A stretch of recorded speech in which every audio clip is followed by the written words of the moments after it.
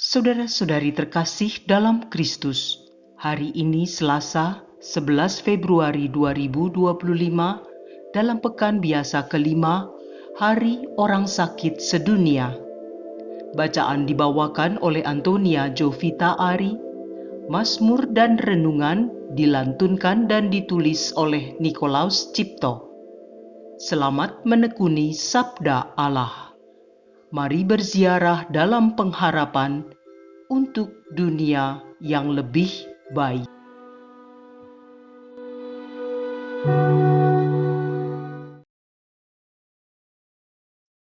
Dalam nama Bapa dan Putra dan Roh Kudus. Amin. Allah Bapa yang Maha Rahim, kami sungguh bersyukur atas kesempatan yang kami terima hari ini. Kami menyadari bahwa Engkau telah menyiapkan segalanya bagi kami dengan begitu sempurna melalui Putramu Yesus Kristus, sehingga kami pun lebih dimungkinkan untuk mengerti dan menemukan jalan untuk menuju Engkau dan bersatu denganmu melalui Putramu Yesus Kristus. Kami menyadari jalan ini tidak mudah karena sangat membutuhkan kesetiaan dan ketekunan dari diri kami. Namun kami tetap bersyukur karena Engkau telah menyiapkan jalan sehingga kami dapat mengarahkan akal budi dan hati kami sebagai cara untuk menemukan dan menempuh jalan menuju Engkau. Kami pun tidak perlu khawatir atau ragu-ragu akan menempuh jalan yang salah, karena Engkau telah menyediakan kitab suci, tradisi suci, dan magisterium yang dijaga oleh wakil-wakilmu, yaitu Bapa Gereja kami dan para imam. Terima kasih Tuhan. Amin. Bacaan dari Kitab Kejadian, bab 1 ayat 20 sampai dengan bab 2 ayat 4a. Ketika menciptakan alam semesta, Allah bersabda, "Hendaklah dalam air berkeriapan makhluk yang hidup, dan hendaklah burung berterbangan di atas bumi melintasi cakrawala." Maka Allah menciptakan binatang-binatang laut yang besar dan segala jenis makhluk hidup yang bergerak, yang berkeriapan dalam air, dan segala jenis burung yang bersayap. Allah melihat bahwa semuanya itu baik. Lalu Allah memberkati semuanya itu, sabdanya, "Berkembang biaklah dan bertambah banyaklah, serta penuhilah laut. Dan hendaklah burung-burung di bumi bertambah banyak."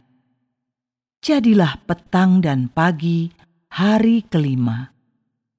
Bersabdalah Allah, "Hendaklah bumi mengeluarkan segala jenis makhluk yang hidup, ternak dan binatang melata, serta segala jenis binatang liar." Dan jadilah demikian. Allah menjadikan segala jenis binatang liar, segala jenis ternak, dan segala jenis binatang melata di muka bumi. Allah melihat bahwa semuanya itu baik. Bersabdalah Allah, "Baiklah kita menjadikan manusia menurut gambar dan rupa kita, supaya mereka berkuasa atas ikan-ikan di laut dan burung-burung di udara, atas ternak dan atas seluruh bumi, serta segala binatang melata yang merayap di bumi." Maka Allah menciptakan manusia itu menurut gambarnya. Menurut gambar Allah diciptakannya dia, laki-laki dan perempuan diciptakannya mereka. Allah memberkati mereka, lalu Allah bersabda kepada mereka, "Beranak cuculah dan bertambah banyak. Penuhilah bumi dan taklukkanlah itu. Berkuasalah atas ikan-ikan di laut, burung-burung di udara, dan atas segala binatang yang merayap di bumi. Bersabdalah Allah, lihatlah, aku memberikan kepadamu segala tumbuh-tumbuhan yang berbiji di seluruh bumi dan segala pohon-pohonan yang buahnya berbiji. Itulah akan menjadi makananmu. Sedang kepada segala binatang di bumi dan burung di udara, dan segala yang merayap di bumi yang bernyawa, kuberikan segala tumbuh-tumbuhan hijau menjadi makanannya. Dan jadilah demikian. Maka Allah melihat segala yang dijadikannya itu sungguh amat baik. Maka jadilah petang dan pagi hari ke-6. Demikianlah diselesaikan langit dan bumi beserta segala isinya. Pada hari ke-7, Allah telah menyelesaikan pekerjaan yang dibuatnya itu. Maka berhentilah Ia pada hari ke-7 dari segala pekerjaan yang telah dibuatnya itu. Lalu Allah memberkati hari ke-7 itu dan menguduskannya, karena pada hari itulah Ia berhenti dari segala pekerjaan penciptaan yang telah dibuatnya itu. Demikianlah riwayat langit dan bumi pada waktu diciptakan. Demikianlah sabda Tuhan.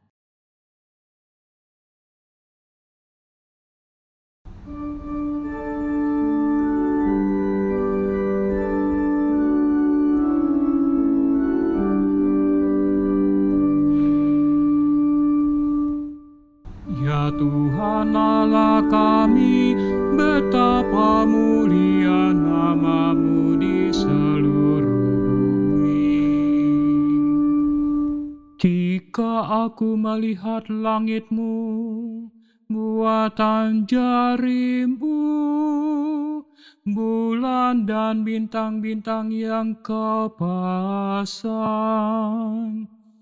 apakah manusia sehingga Engkau mengingatnya? Apakah anak manusia sehingga Engkau mengindahkannya? Ya Tuhan Allah kami, betapa mulia nama-Mu di seluruh bumi. Kau ciptakan Dia hampir setara dengan Allah. Kau mahkotai dengan kemuliaan dan semarak. Kau beri Dia kuasa atas buatan tangan-Mu. Segala-galanya telah Kau tundukkan di bawah kakinya. Ya Tuhan Allah kami, betapa mulia nama-Mu di seluruh bumi. Domba, sapi, dan ternak semuanya, hewan di padang dan marga satwa, burung di udara dan ikan di laut, dan semua yang melintasi arus lautan. Ya Tuhan Allah kami, betapa mulia nama-Mu di seluruh bumi.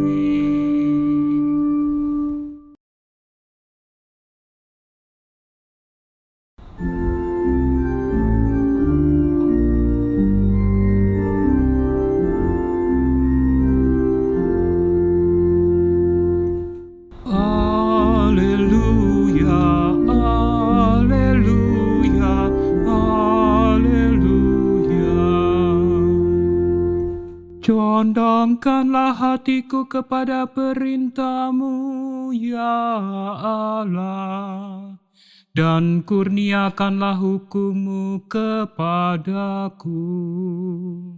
Haleluya, haleluya, haleluya.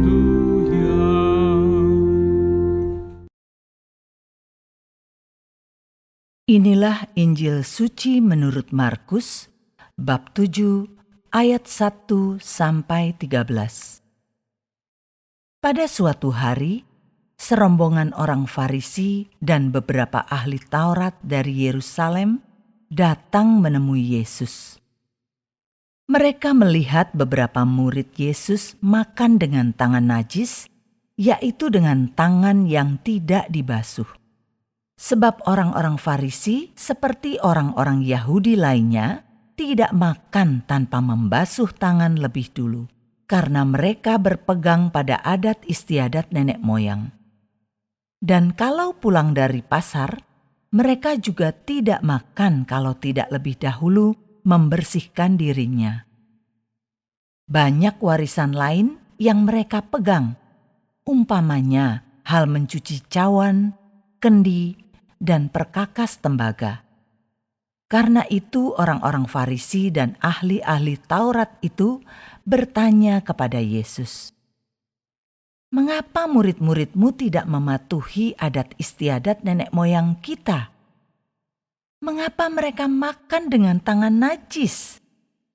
Jawab Yesus kepada mereka, "Benarlah nubuat Yesaya tentang kamu, hai orang-orang munafik.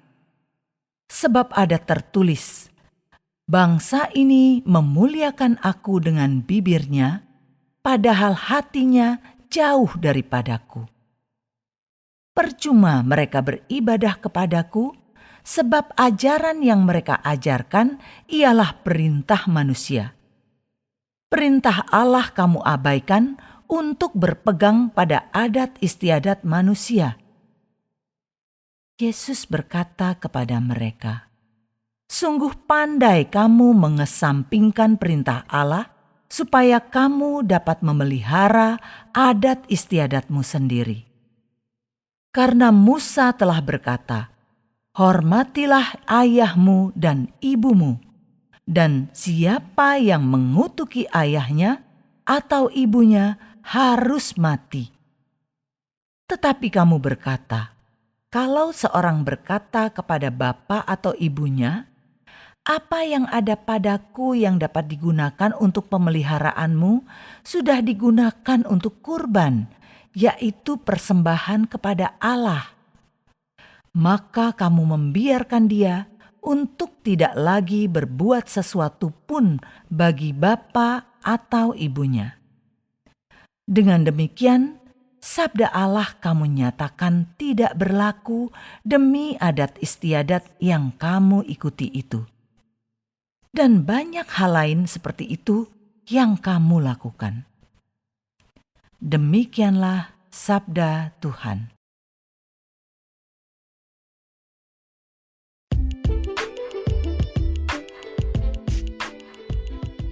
Tanggung jawab menjadi citra Allah. Renungan dibawakan oleh Nikolaus Cipto.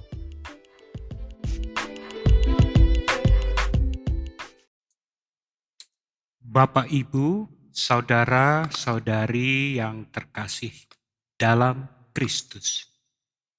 Pada mulanya, Tuhan menciptakan segala makhluk hidup di dunia ini, yaitu hewan yang hidup di laut, di air, dan di udara.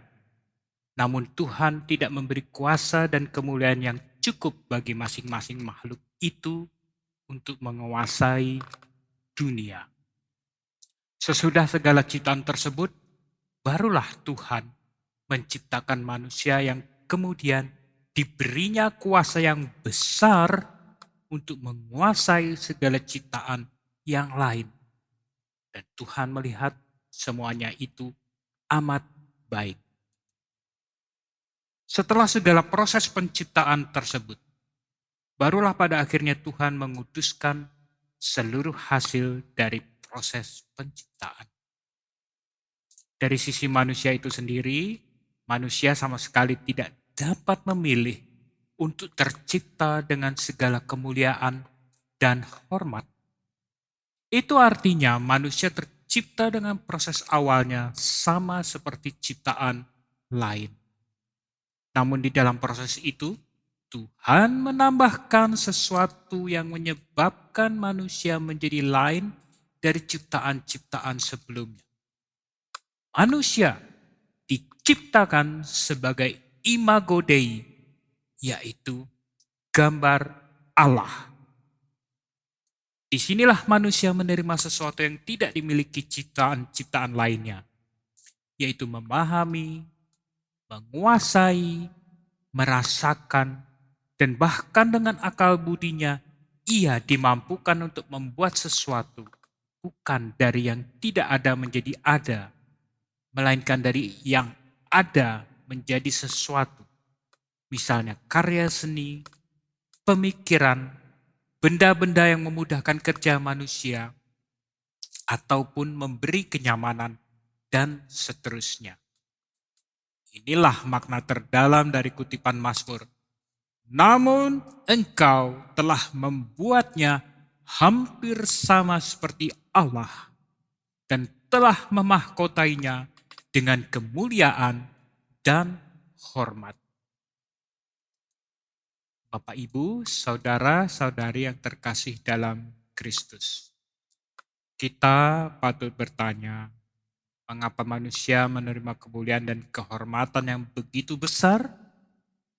Ini mungkin menjadi pertanyaan yang telah lama dipikirkan banyak ahli selama berabad-abad, karena menyangkut makna dan tujuan hidup seseorang.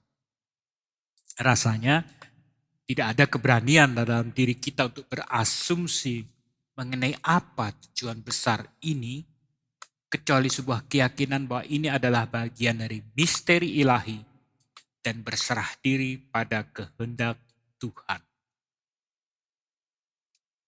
Lalu, adakah tanggung jawab yang menyertai anugerah besar ini? Untuk pertanyaan ini rasanya masih terjangkau oleh jalan pikiran manusia, dan bahkan bacaan Injil hari ini memberi sedikit gambaran, yaitu melalui gambaran tentang tradisi keyakinan yang lebih mengikuti pendapat manusia dan bukan kehendak Allah. Jelas sekali dalam kutipan tersebut, Tuhan Yesus sebenarnya tidak melarang pelaksanaan tradisi menurut pemikiran manusia. Yang menjadi pesan penting dari Tuhan Yesus adalah tidak menempatkan firman Allah atau kehendak Allah berada di bawah atau dikalahkan oleh tradisi menurut pemikiran manusia, atau juga dapat dikatakan menurut budaya manusia. Bapak, Ibu, dan saudara-saudari yang terkasih dalam Kristus. Sebagai ciptaan yang memiliki imago Dei atau citra Allah dalam dirinya, itu memang merupakan anugerah yang luar biasa. Namun harus diakui ada godaan besar di dalamnya, yaitu kecenderungan untuk merasa diri memiliki hak yang setara dengan Tuhan Allah. Inilah yang terjadi pada Adam dan Hawa, yang menyebabkan mereka harus diusir keluar dari Taman Eden dan oleh gereja dirumuskan sebagai dosa asal. Maka menjadi jelas, ada satu tanggung jawab besar bagi kita semua untuk terus-menerus mempertahankan kehendak Tuhan dalam menjalani hidup ini. Jika tidak, dengan mudahnya kita bisa terpleset, jatuh ke dalam dosa. Marilah berdoa. Kami sungguh bersyukur ya Tuhan, karena pada hari ini kami mulai mengerti betapa besarnya kasih-Mu kepada kami, dengan menjadikan kami secitra dengan-Mu. Namun kami menyadari kelemahan kami. Sebab itu kami terus memohon agar rahmat-Mu dilimpahkan bagi kami, untuk menyadarkan kami agar senantiasa bersyukur dan berserah diri pada kehendak-Mu, karena Engkau selalu mengasihi kami. Dengan rahmat-Mu itu, kiranya kami dimampukan untuk menolak kecenderungan jahat dan kesombongan diri, seolah merasa berhak memiliki kuasa setara denganmu. Kiranya janganlah Kau biarkan kami terjatuh ke dalamnya. Dan pada hari orang sakit sedunia ini, kami juga bersyukur karena Tuhan Yesus banyak melakukan mukjizat penyembuhan bagi orang yang menderita sakit. Baik sakit karena sebab fisik maupun sakit karena mengalami tekanan persoalan kehidupan yang sangat berat. Kami serahkan saudara-saudara kami yang sakit kepada rahmat kebijaksanaan. Doa ini kami tunjukkan dengan perantaran Putra-Mu yang terkasih, Tuhan kami Yesus Kristus. Dalam nama Bapa dan Putra dan Roh Kudus.